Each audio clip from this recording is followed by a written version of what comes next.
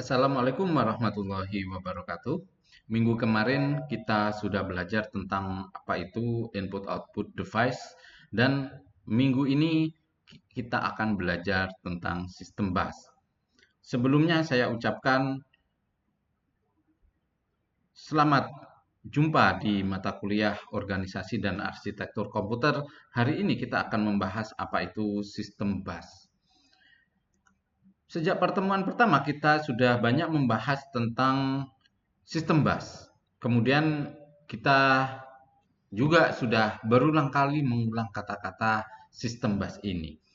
Komputer tersusun atas beberapa komponen penting seperti CPU, memori, perangkat input-output, dan setiap komponen saling terhubung membentuk satu kesatuan. Sistem bus adalah penghubung bagi keseluruhan komponen komputer dalam menjalankan tugasnya. Fungsinya juga dapat mentransfer file atau data antar komputer dan sangatlah mendominasi kerja pada suatu komputer. Data atau program yang tersimpan dalam memori dapat diakses dan dieksekusi CPU melalui perantara bus ini. Begitu juga kita dapat melihat hasil eksekusi melalui monitor juga menggunakan sistem bus.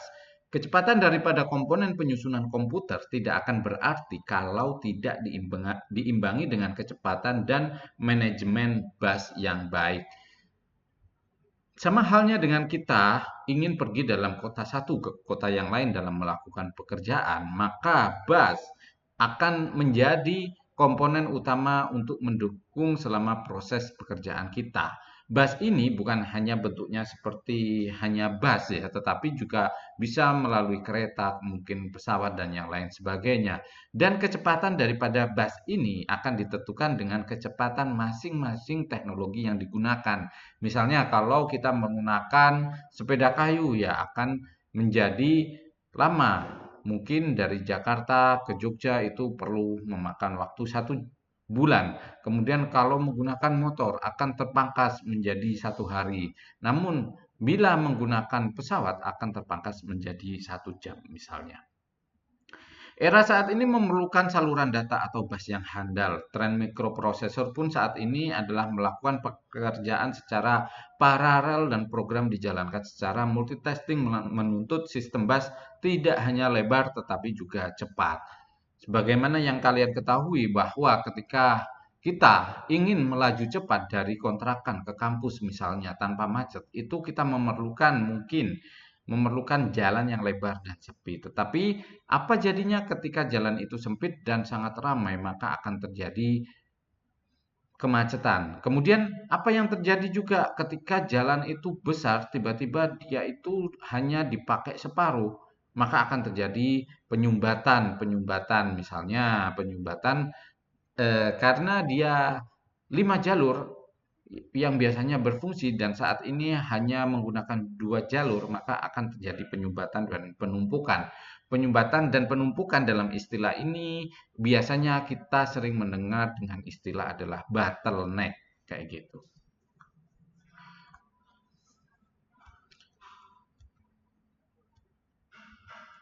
Next, struktur interkoneksi.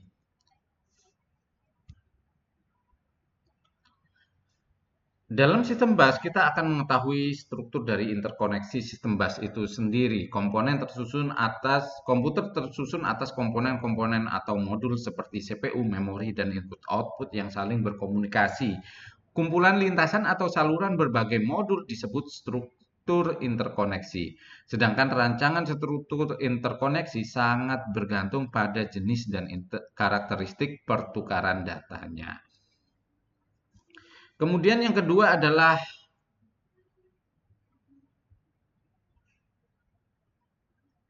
kita bisa menyajikan jenis-jenis pertukaran data yang diperlukan oleh modul-modul penyusunan komputer itu melalui perantara-perantara. Yang pertama memori. Memori umumnya terdiri atas n-word memori yang panjangnya sama. Masing-masing word diberi alamat numerik yang unik, misalnya adalah 01 sampai n-1, dan word dapat dibaca maupun ditulis pada memori dengan kontrol read dan write. Lokasi bagi operasi dispesifikasikan oleh sebuah alamat, sedangkan modul input-output adalah pertukaran data dari dan ke dalam komputer berdasarkan pandangan internal. Kemudian selanjutnya kita juga akan melihat CPU. CPU berfungsi sebagai pusat pengelolaan dan eksekusi data berdasarkan rutin program yang diberikan kepadanya. CPU ini mengendalikan seluruh sistem komputer sehingga sebagai konsekuensinya dia memiliki koneksi ke seluruh modul yang terdiri menjadi bagian-bagian daripada sistem komputer. Di sini dijelaskan bahwa ada memori, kemudian ada N-word, kemudian di sini ada perintah read to write, address data, dan ada keluarannya adalah data. Kemudian yang kedua adalah ada read, write, kemudian ada input output, kemudian ada CPU. Berbagai set instruksi akan masuk ke dalam CPU, juga data, juga interrupt signal. Interrupt signal ya seperti tadi, dia kalau ada hang atau dia komputernya tidak bekerja, itu dia bisa memunculkan task manager walaupun kondisinya sedang down sistemnya, begitu. Ini adalah struktur interkoneksi daripada bus. Sebuah bus biasanya terdiri atas beberapa saluran. Misal, sebagai contoh, bus terdiri dari atas 8 saluran sehingga dalam satuan waktu dapat mentransfer data sebanyak 8 bit. Secara umum, fungsi saluran bus dikategorikan dalam 3 bagian, yaitu saluran data, saluran alamat, dan saluran kontrol seperti terlihat dari gambar. Sama halnya di dunia nyata ya, bus itu juga memiliki halte dan dalam satuan kali berangkat atau satuan kali dia bisa mentransfer melalui saluran atau jalan raya, dia tentunya punya kapasitas pentransferan. Misalnya kalau kereta api itu dia ya mungkin bisa 5.000 orang, tetapi kalaunya bis dia ya mungkin bisa sekitar 20 sampai 40 orang. Kalau pesawat dia bisa 200-an orang misalnya seperti itu. Namun kalau dia sepeda angin ya satu orang kalau model sepeda gunung, sepeda balap. Tapi kalaunya dia ada dudukannya mini jengki itu mungkin bisa 2 orang. Nah, apa jadinya kalaunya satu sepeda disuruh ngangkut 100 orang? Ya nggak mungkin ya akan jalan bareng kayak gitu. Jadi lemot kayak gitu. Nah, itu adalah cerminan daripada struktur bus yang ada. Berikut adalah arsitektur arsitektur bus. Pada arsitektur berkinerja tinggi, modul-modul input-output diklasifikasikan menjadi dua, yaitu memerlukan transfer data berkecepatan tinggi dan berkecepatan rendah. Jadi ada yang tinggi, kereta cepat, ada yang kereta yang sedang-sedang aja nih. Modul dengan transfer data berkecepatan tinggi disambungkan dengan bus berkecepatan tinggi pula, sedangkan modul yang tidak memerlukan transfer data cepat disambungkan pada bus ekspansi. Kayak gitu. Jadi ya keduanya memiliki jalur yang berbeda. Kalaunya jalurnya sama nanti bentrok dan susah untuk koordinasinya karena kecepatan dari masing-masing itu berbeda. Gitu.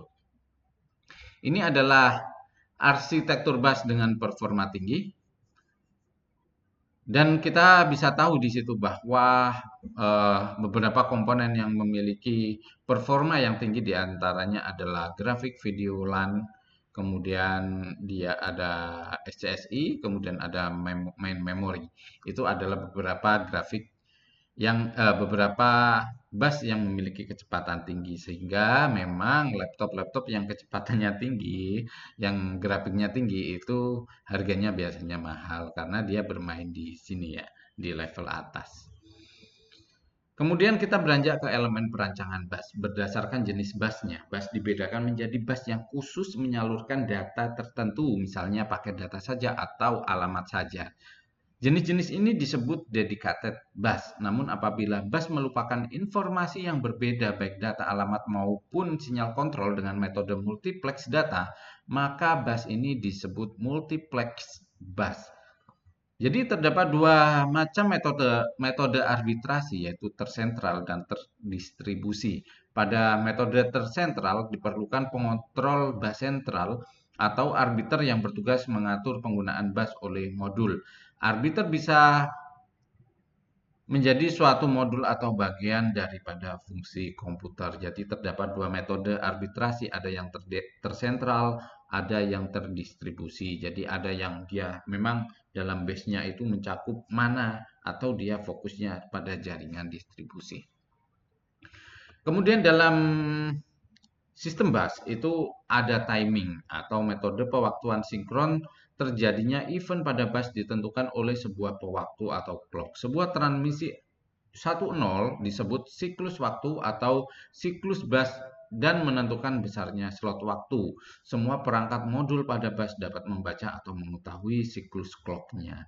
Jadi ya, kalau kita ingin berpindah ke tujuan yang lain, kita akan memikirkan waktu. Misalnya kita akan ke Jogja, dari Bekasi itu akan memikirkan waktunya. Nah, kita mau waktu yang cepat atau waktu yang lama. Begitu juga dengan validasinya. Apakah ketika kita menggunakan bis, waktu yang ditempuh sekitar 10 sampai 12 jam, apakah sesuai? Kalau sesuai, it's okay, it's sesuai dengan apa namanya prediksi yang ditawarkan. Kemudian kalaunya dia melewati, ya terjadi halangan. Kalau halangannya mungkin ada kemacetan, kemacetan jalan ataupun karena pembangunan dan yang lain sebagainya itu dimaklumi, bisa dimaklumi. Tetapi kalaunya memang dari sebuah transmisi yang rusak itu adalah menjadi hal yang sangat-sangat fatal. Mungkin itu aja yang bisa saya sampaikan dalam pertemuan tentang sistem bus kali ini dan kita akan berjumpa di minggu selanjutnya. Untuk itu jangan lupa untuk selalu semangat dalam mempersiapkan segala hal.